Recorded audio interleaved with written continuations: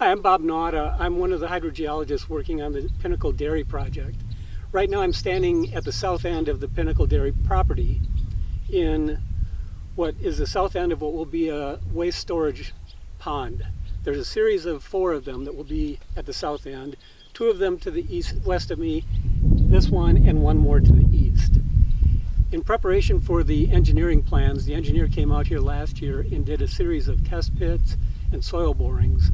And those are for 2 reasons. One is to define the hydrologic setting shallow, and the other is geotechnical, so that he could design the facility structures better.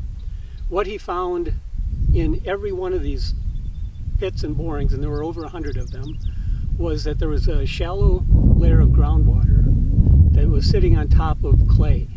And the clay was very dense, and it was dry clay.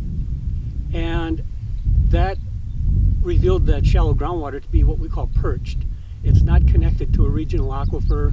It's just sitting on top of an impermeable surface, and in this case the clay. So to define that even better, we came out here and put in a series of wells. We did this in March. These are pairs of wells. We've got 1 at the south end of each lagoon, 1 pair, and 1 pair at the north end of each lagoon. So that's 8 pairs of wells. We have another pair way to the north end of the property, just to provide some background data. And so these wells, I said, are pairs. The shallow well is screened in the perched groundwater above the clay. And for the deep well, we drilled all the way through the clay and set a screen below it, which is in sand, which was immediately above the sandstone, which is the regional aquifer.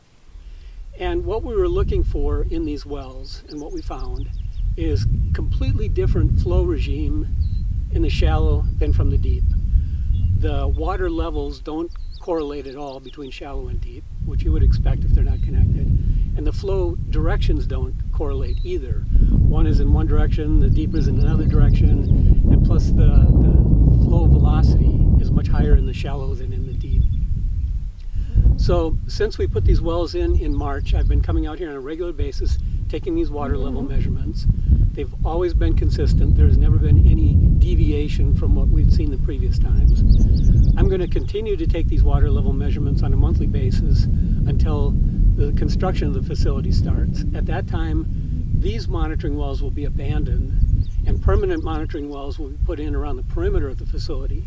Those wells will be to also monitor groundwater flow conditions, but also to monitor groundwater quality. They'll be sampled on a regular basis, typically either quarterly or semi-annually, and that work will continue as long as the facility is in operation.